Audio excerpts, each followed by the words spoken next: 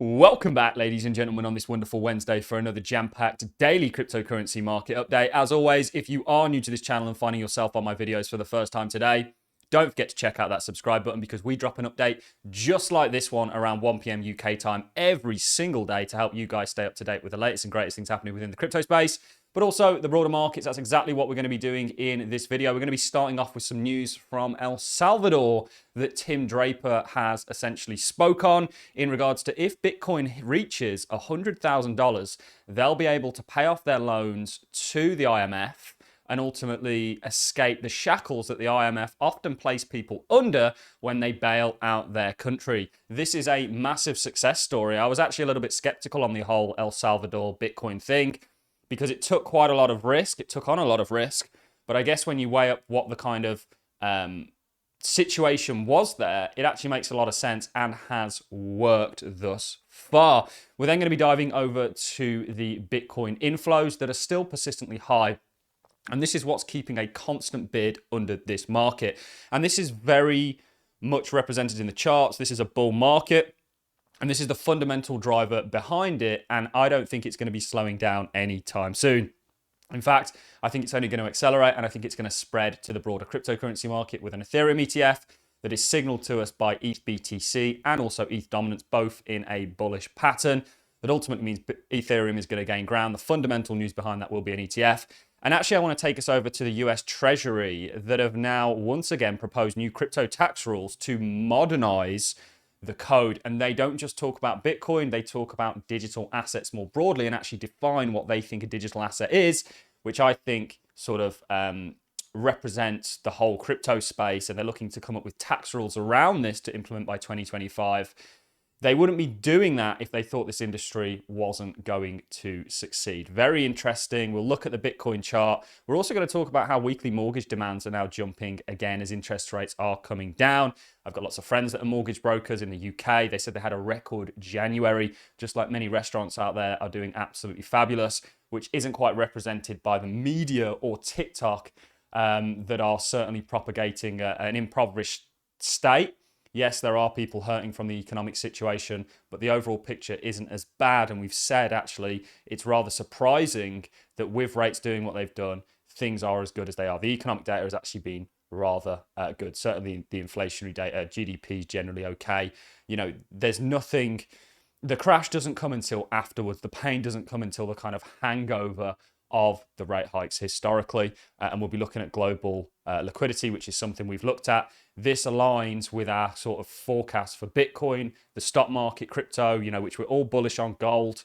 And ultimately, we think that you're now seeing a bid in regards to mortgage demand and interest and increased interest. We're actually bullish on housing ETFs and bullish on TLT, which are the 20-year dated treasuries. And the question is, who's going to propagate that? These markets, both housing and the treasuries, the actual bonds themselves won't be going up in a period where the Fed is continuing to hike rates because they're the kind of adversary of that. So very interesting on the broader macro. Let's start things off with a look at what Tim Draper said yesterday. So El Salvador will be able to pay off the IMF if Bitcoin hits $100,000 and never have to talk to them again. Now, anybody that's read books like The Economic Hitman or anything like that will know how the IMF work. They essentially step in, the International Monetary Fund, and bail out countries and almost take them over through financial aid. Now, this actually happened with El Salvador, and if Bitcoin reaches $100,000, they can pay that loan back and essentially be scot-free from them. And this is a great example of how Bitcoin is actually a huge success in regards to arbitraging the fiat systems, which there's a bigger thing that's, the reason I'm highlighting this is because this is the great game, guys. The great game is the fiat systems. The fiat systems are 100% used to control you and to keep you where you are and to continue to proliferate you and to continue to make sure that you don't gain that level of financial freedom that will enable you to live maybe a more thoughtful life. And we're seeing Bitcoin combat that and actually be a real success in regards to it. Yes, we do have our concerns in regards to who Satoshi actually was, what the real intent behind it is based on how previous technologies have been given to us, and often have these kind of basement stories that in actual fact have had a lot of CIA and all this other kind of involvement. But Bitcoin is nothing short of a success. And I thought this was news worth sharing. They'll probably be the most attractive country to live in the world to go to, just because they embrace Bitcoin, says Tim Draper. Not sure about his second comment, but the first one will certainly be interesting. You guys will know that we do think Bitcoin is going well above 100K.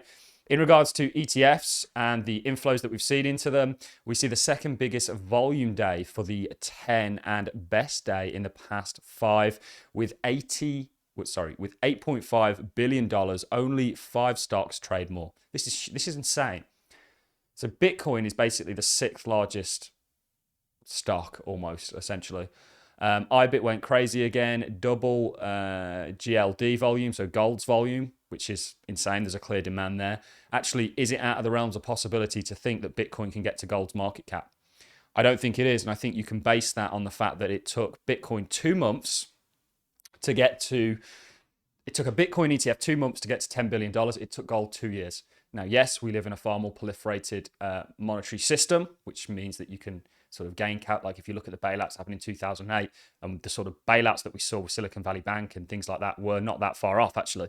So yes, you could weigh that argument up, but there's a clear demand here. And actually, one thing that's interesting that CoinShares report that I looked at yesterday showed was that we have seen just shy in the first 2 months and 13 days this year of inflows into exchange traded products that we saw for the whole of 2021, which was the raging bull market. You know, Bitcoin is really eating gold's dinner. Is it out of the realms of possibility to think that Bitcoin can get to that $10 trillion market cap? I don't believe so. Actually, you've got the perfect storm. You've got a continued proliferated fiat system that I think is actually going to accelerate. That's why we're looking long on the bond market. It's also why we're looking long on the housing market, which are kind of barometers for liquidity. They're not going to do well in a low liquid environment. Why is the bond market getting the bid that it's getting? You know, this could really push Bitcoin to where it needs to go. But the middle of the pack really seeing pickup also. So things like HODL and BitCo did 150 million and 250 million, huge for them. So this is essentially, to go over to the Bitcoin chart, what's keeping the bid underneath Bitcoin. So if we dive onto the chart and we look at the smaller time frames, you can see that even though we're getting what typically isn't the most bullish structure, we're getting a lot of ascending structures, it doesn't seem to matter. And any kind of a dip like the one we had yesterday that takes place, or sorry, it was over here, just gets eaten up and it goes on to put in new all-time highs. And you get wicks like this. This is because the likes of Coinbase, the likes of the OTC exchanges that are facilitating and passing essentially the Bitcoin onto these exchange-traded funds are just gobbling this up. And this is going to be what sees us get to 150K. Which is our technical target based on a similar structure that we looked at previously, which is an inverse head and shoulders. Everything is heading in the right direction. Altcoins will have their time in the sun, ladies and gentlemen. We've got some altcoins that are doing spectacularly. Areas that I'm really focused on, and we will be opening the Patreon up shortly. We just want to make sure that it doesn't grow too fast because it's just gone crazy, and you know we kind of want to make sure there's things in place so that everyone can benefit as a result of it. But one thing you do unlock is my portfolio. We're really interested in the data storage section and the digital computing section, the decentralized computing section with CPUs and GPUs. And we've got a lot of altcoins that we think are in the tens of millions that are going to make millionaires potentially. And we will be opening that back up. And we've already had huge successes with things like Fetch AI, IMX, Arweave. But we will be opening that up shortly. So just on a bit of a side note, guys, I know lots of you continuously asking about when can they get on the Patreon. Shortly, we're going to come up with a wait list and then we'll look to open things back up. But Bitcoin well and truly on its way here. This was all technically signaled and now has a fundamental driver behind it. You'll know the news before the news based on being a technical trader. Something that I found really interesting that I thought was worth reporting on is the new proposed crypto tax rules to modernize the code. The Treasury on Monday, so this is 2 days ago, released a 2025 renewal proposal known as the Green Book, detailing many of the same plans it unveiled last year. In line with the President Joe Biden's plans. I don't think this guy has any plans for anything, by the way, guys. I don't even think he knows what his day, I don't think he even plans his own days or meals. But of course, the people behind him, and he's got a very smart group of individuals working with him. The US Department of Treasury is once again suggesting a plethora of tax rules relating to digital assets. So not Bitcoin, digital assets, including outlawing wash trading and imposing an exercise tax on electricity costs for miners. There's no benefit. I mean, in this, the irony of the tax system, and actually the president of El Salvador spoke about this, is that it has no effect on anything. It doesn't work. You raising taxes doesn't improve the lives of anybody. Certainly when you live in a world where you don't even generate enough taxes to cover the deficit. Upping them makes no difference. It just impoverishes us for the benefit of the few and not the many. And this is the whole system. But back to this article. Sorry to keep going off on these tangents. The Treasury Monday released 2025 revenue proposals known as the Green Book. The crypto-related proposals are largely a repeat of what the president asked in 2013, which ultimately did not become law. So this is set to come into effect in 2025. A taxpayer may sell digital assets that is not considered a stock or security for wash sale purposes at a loss on one day and repurchase them the same day. Digital assets, the same digital assets the next day.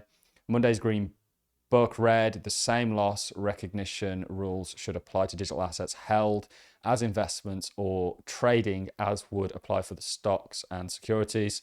They then went on to say the department defines digital assets, which I think gives us a clue in regards to what way regulations are going to go, as any digital representation of value which is recorded on a cryptographically secured distributed ledger or any similar technology. So they're calling this a technology. They're calling a cryptographic ledger a technology as specified by the secretary.